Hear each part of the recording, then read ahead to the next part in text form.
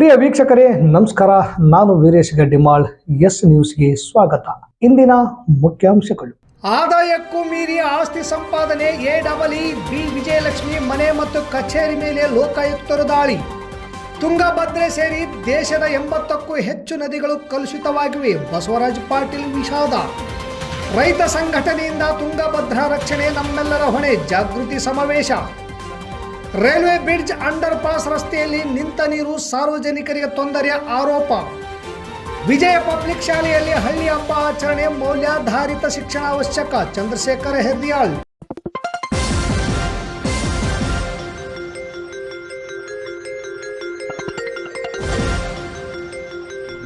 S news, ಇದು ನಿಮ್ಮ ಧ್ವನಿ. ವಾರ್ತೆಗಳ ವಿವರ. ಜಿಲ್ಲೆಯ ಸಿಂಧನೂರು ಉಪವಿಭಾಗದ ಗ್ರಾಮೀಣ ಕುಡಿಯುವ ನೀರು ಸರಬರಾಜು ಇಲಾಖೆಯ ಎ.ಬಿ. ವಿಜಯಲಕ್ಷ್ಮಿ ಮನೆ ಮತ್ತು ಕಚೇರಿ ಸೇರಿದಂತೆ ಒಟ್ಟು 5 ಕಡೆಗೆ ಲೋಕಾಯುಕ್ತ ಅಧಿಕಾರಿಗಳು ಮಂಗಳವಾರ ದಾಳಿ ನಡೆಸಿದ್ದಾರೆ. ಆದಾಯಕ್ಕಿಂತ ಅಧಿಕ ಆಸ್ತಿ ಸಂಪಾದನೆ ದೂರಿನ ಮೇರೆಗೆ ದಾಳಿ ಮಾಡಲಾಗಿದೆ. ರಾಯಚೂರಿನ ಗಂಗಾಪರಮೇಶ್ವರ ಲೇಔಟ್ನಲ್ಲಿ 4 ಅಂತಸ್ತಿನ ಮನೆ ಮತ್ತು ಪಕ್ಕದಲ್ಲೇ ಇರುವ ಇನ್ನೊಂದು ಮನೆಯಲ್ಲಿ ದಾಖಲೆಗಳ ಶೋಧ ಕಾರ್ಯಾಚರಣೆ ನಡೆಸಲಾಗುತ್ತಿದೆ. ಅದರ ಜೊತೆಗೆ ಸಿಂಧನೂರು ಕಚೇರಿ, ಯಾದಗಿರಿ ತೋಟದ ಮನೆ, ಜೋಳದ ಅಡಿಗೆಯಲ್ಲಿರುವ ಅವರ ತಂಗಿಯ ಮನೆಯ ಮೇಲೆಯೂ ದಾಳಿ ನಡೆಸಲಾಗಿದೆ. ಯಾದಗಿರಿಯಲ್ಲಿ 30 ಎಕರೆ ಜಮೀನು ಹಾಗೂ ಲೇಔಟ್ಗಳು, ಚಂದ್ರಬಂಡ ಬಳಿ ಜಮೀನು ಸೇರಿದಂತೆ ಸಾಕಷ್ಟು ಕಡೆ ಆಸ್ತಿ ಸಂಪಾದನೆ ಮಾಡಿರುವ ಮಾಹಿತಿಗಳು ಲಭ್ಯವಾಗಿದೆ. ರಾಯಚೂರು, ಕೊಪ್ಪಳ ಹಾಗೂ ಬಳ್ಳಾರಿ ಜಿಲ್ಲೆ ಲೋಕಾಯುಕ್ತ ಪೊಲೀಸರು 5 ತಂಡಗಳು ರಚಿಸಿ ದಾಳಿ ಮಾಡಿದ್ದಾರೆ. ಇನ್ನು 1.5 ವರ್ಷ ಮಾತ್ರ ಸೇವದೆ ಬಾಕಿ ಇತ್ತು. ಇವರು ರಾಯಚೂರು ಮತ್ತು ಸಿಂಧನೂರಿನಲ್ಲೇ ಹೆಚ್ಚು ಕಾಲ ಸೇವೆ ಸಲ್ಲಿಸಿದ್ದರು ಎಂಬ ಮಾಹಿತಿಯೂ ಇದೆ. ಕೊಪ್ಪಳ, ರಾಯಚೂರು, ಬಳ್ಳಾರಿ ಹಾಗೂ ವಿಜಯನಗರ ಜಿಲ್ಲೆಗಳ ಜೀವನಾಡಿಯಾಗಿರುವ ತುಂಗಭದ್ರಾ ನದಿಗೆ ಅಪಾಯ ಕಾದಿದೆ. ಪ್ರಕೃತಿ ಕೇಂದ್ರಿತ ವಿಕಾಸ ಮರೆಯಾಗಿ ವ್ಯಕ್ತಿ ಕೇಂದ್ರಿತ ವಿಕಾಸ ಹೆಚ್ಚಿದೆ. ಇದರಿಂದಾಗಿ ನದಿಗಳು, ನದಿ ಮೂಲಗಳು ಕಲುಷಿತವಾಗುತ್ತಿವೆ. ಈ ಭಾಗದ ಎಲ್ಲ ಜನರು ನದಿ ಸಂರಕ್ಷಣೆಗಾಗಿ ಜನಾಂದೋಲನ ನಡೆಸಬೇಕಿದೆ ಎಂದು ರಾಷ್ಟ್ರೀಯ ಸ್ವಾಭಿಮಾನ ಆಂದೋಲನದ ನವದೆಹಲಿಯ ಮುಖಂಡರಾದ ಬಸವರಾಜ್ ಪಾಟೀಲ್ ತಮ್ಮ ಅಭಿಪ್ರಾಯವನ್ನು ವ್ಯಕ್ತಪಡಿಸಿದರು.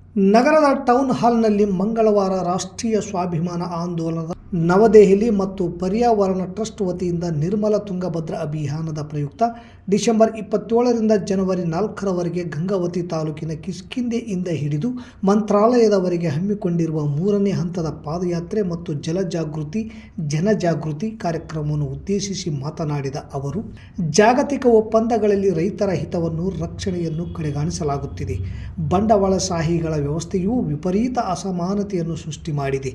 ಒಂದು ಅಧ್ಯಯನದ ವರದಿಯ ಪ್ರಕಾರ ದೇಶದ 80ಕ್ಕೂ ಹೆಚ್ಚು ನದಿಗಳು ಕಲುಷಿತಗೊಂಡಿವೆ.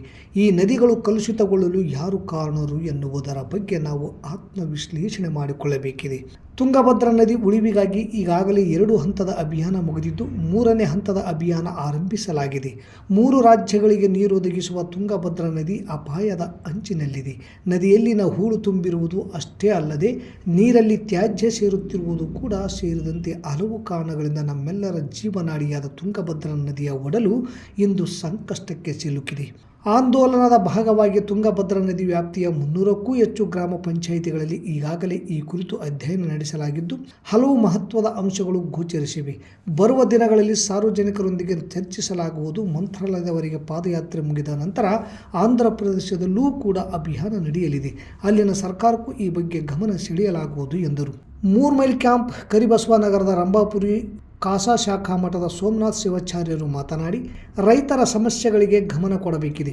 70% ಕಾರ್ಖಾನೆಯಿಂದ ಬರುವ ಕೆಮಿಕಲ್ ನೀರಿಗೆ ಸೇರಿ ಕಲುಷಿತವಾಗಿದೆ. ಯಾವ ಜನಪ್ರತಿನಿಧಿಗಳು ಕಾರ್ಖಾನೆಗಳ ಕಡೆಗೆ ಬೊಟ್ಟು ಮಾಡಿ ತೋರಿಸುತ್ತಿಲ್ಲ. ಕೊಪ್ಪಳದಲ್ಲಿ ಗವಿಶ್ರೀಗಳು ಕಣ್ಣೀರಿಟ್ಟು ಹೇಳಿದರೂ ಕೂಡ ಕಾರ್ಖಾನೆಗಳು ಪ್ರಾರಂಭವಾಗಿವೆ. ರೈತರು ಕ್ರಿಮಿಕೀಟಕ ರಾಸಾಯನಿಕ ಬಳಸದೆ ಸಾವಯವ ರಸಗೊಬ್ಬರ ಬಳಸಬೇಕಾಗಿದೆ. ಈ ಮಣ್ಣನ್ನು ಉಳಿಸಬೇಕಾಗಿದೆ. ಈ ಜಗತ್ತಿನಲ್ಲಿ ಯಾರಿಲ್ಲದಿದ್ದರೂ ನಡೆಯುತ್ತದೆ, ಆದರೆ ರೈತರು ಇಲ್ಲದೆ ಇದ್ದರೆ ಈ ಜಗತ್ತು ನಡೆಯುವುದಿಲ್ಲ. ಹೀಗಾಗಿ ರೈತರಿಗೆ ಆತ್ಮಸ್ಥೈರ್ಯ ತುಂಬಬೇಕಿದೆ. ನೀರಿನ ಬಗ್ಗೆ ಅರಿವು ಮೂಡಿಸುವ ಈ ಕಾರ್ಯಕ್ರಮ ಶ್ಲಾಘನೀಯ ಎಂದರು. ಮಾಜಿ ಸಂಸದ ಕೆ. ವಿರೂಪಾಕ್ಷಪ್ಪ ಮಾತನಾಡಿ, 75 ವರ್ಷದ ಅವಧಿಯಲ್ಲಿ 100 ವರ್ಷ ಬದುಕುತ್ತಿದ್ದ ಜನರು ಈಗ 60 ವರ್ಷಕ್ಕೆ ಸಾಯುವ ಪರಿಸ್ಥಿತಿಗೆ ಬಂದು ನಿಂತಿದ್ದೇವೆ. ಇದು ಬದುಕಿಗೆ, ನಮ್ಮ ಜೀವಕ್ಕೆ ಸಂಬಂಧಿಸಿದ ವಿಚಾರ. ನೀರು ಮತ್ತು ಪರಿಸರವನ್ನು ರಕ್ಷಣೆ ಮಾಡಿ ಉತ್ತಮ ಆರೋಗ್ಯದಿಂದ ಬದುಕಿ ಬಾಳಬೇಕಾಗಿದೆ ಎಂದರು. ಈ ಸಂದರ್ಭದಲ್ಲಿ ಯದ್ದಲದೊಡ್ಡಿಯ ಮಹಾಲಿಂಗ ಸ್ವಾಮೀಜಿ, ಶಾಸಕ ಹಂಪನಗೌಡ ಬಾದರ್ಲಿ, ಕೃಷಿ ಬೆಲೆ ಆಯೋಗದ ಮಾಜಿ ಅಧ್ಯಕ್ಷ ಹನುಮನಗೌಡ ಬೆಳಗುರ್ಕಿ, ಬಾಲಕೃಷ್ಣ ನಾಯ್ಡು, ರಾಜೇಶ್ ಹಿರೇಮಠ್, ಪಂಪಪತಿ ತಾವರಗೆರ, HF ಮಸ್ಕಿ, P ಹರ್ಷ, ಅಮೀನ್ ಪಾಷಾ ದಿದ್ಗಿ, ಹುಸೇನ್ ಸಾಬ್, ಬಸವರಾಜ್ ಅಂಚಿರಾಳ್, ಪಂಪಯ್ಯ ಸ್ವಾಮಿ ಸಾಲಿಮಠ್ ಸೇರಿದಂತೆ ಅನೇಕ ಮುಖಂಡರಿದ್ದರು. ರೈತರಿಗೂ ಕೂಡ ಹಾನಿ ಆಗ್ತದೆ, ಇಲ್ಲ ಅಂತ ಪ್ರಶ್ನೆ ಅಲ್ಲ.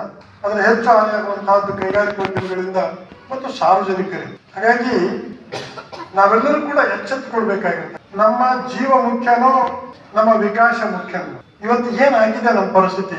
ಈ 70-75 ವರ್ಷದಲ್ಲಿ ನಾವು ಯಾವ ಹಂತಕ್ಕೆ ತಲುಪಿದ್ದೇವೆ? ನಮ್ಮ ಜೀವಮಾನದ ವಯೋಮಾನದ ಪರಿಸ್ಥಿತಿ ಏನಾಗಿದೆ? ನಾವು 100 ವರ್ಷ ಬದುಕ್ತಿದ್ವಿ, ಇವತ್ತು 60 ವರ್ಷಕ್ಕೆ ನಿಂತ್ಕೊಂಡಿದ್ದೀವಿ.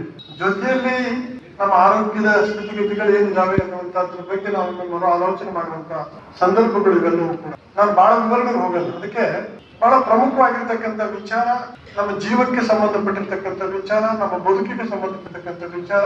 ನಾವು ಯಾವ ಮಟ್ಟಿಗೆ ವಿಕಾಸ ಹೊಂದ್ತೀವೋ ಇಲ್ಲೋ ಗೊತ್ತಿಲ್ಲ.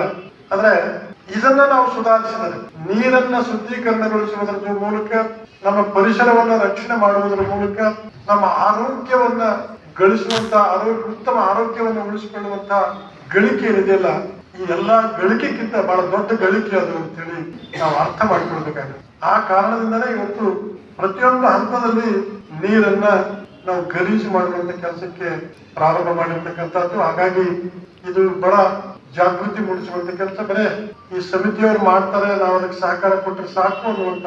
ಕರ್ನಾಟಕ ರಾಜ್ಯ ರೈತ ಸಂಘ ಹಾಗೂ ಹಸಿರು ಸೇನೆ ತಾಲೂಕು ಸಮಿತಿ ಸಿಂಧನೂರು, ಜೈ ಜವಾನ್ ಜೈ ಕಿಸಾನ್ ಜನಸೇವಾ ಸಂಘ ತಾಲೂಕು ಸಮಿತಿ ಸಿಂಧನೂರು ಇವರ ನೇತೃತ್ವದಲ್ಲಿ ವಿಶ್ವ ರೈತ ದಿನಾಚರಣೆಯ ಅಂಗವಾಗಿ ತುಂಗಭದ್ರಾ ರಕ್ಷಣೆ ನಮ್ಮೆಲ್ಲರ ಹೊಣೆ ಜಾಗೃತಿ ಸಮಾವೇಶ ನಗರದ APMCಯಲ್ಲಿ ನಡೆಯಿತು.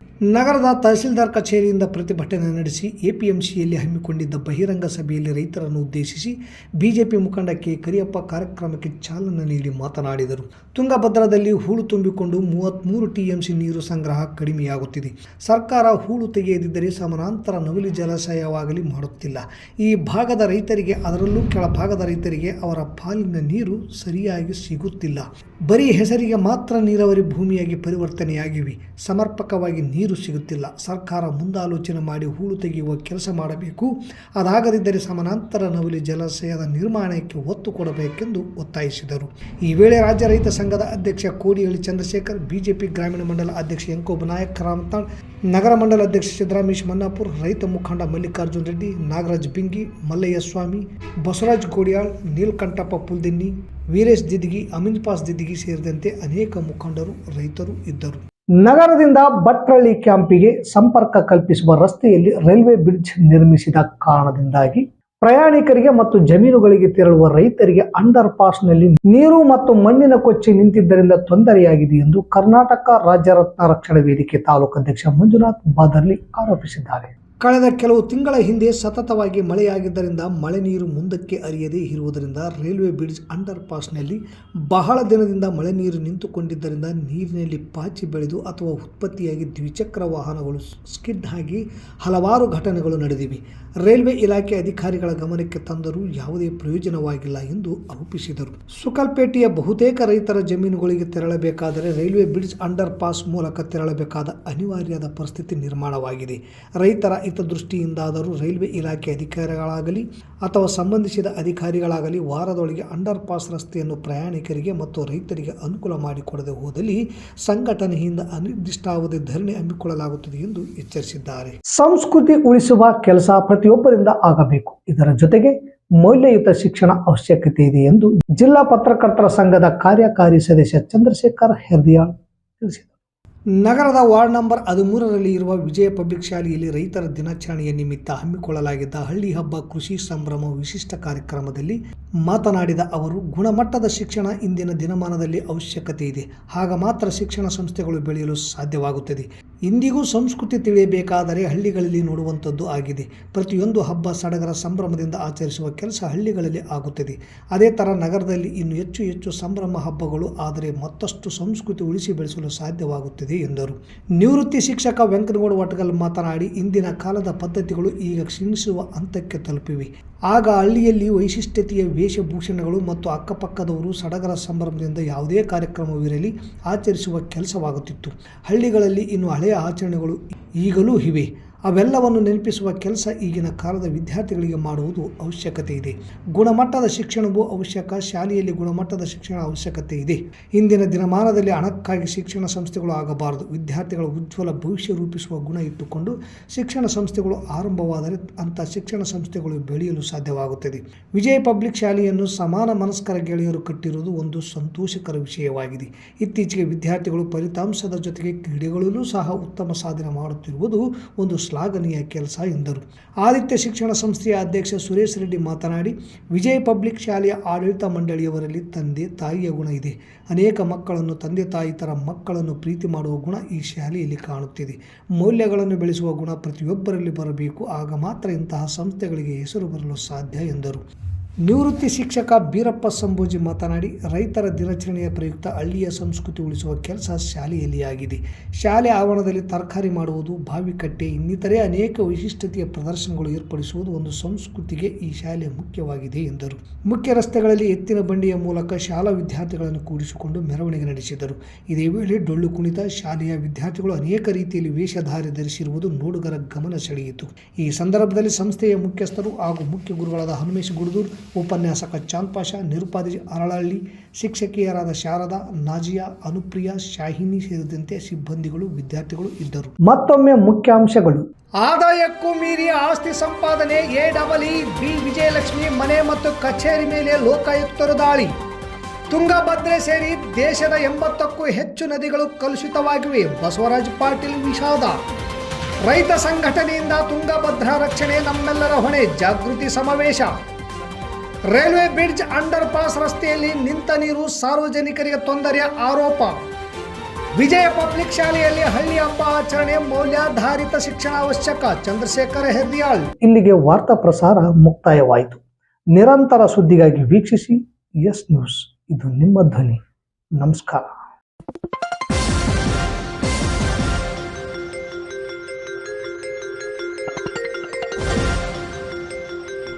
ಎಸ್ ನ್ಯೂಸ್, ಇದು ನಿಮ್ಮ ಧ್ವನಿ.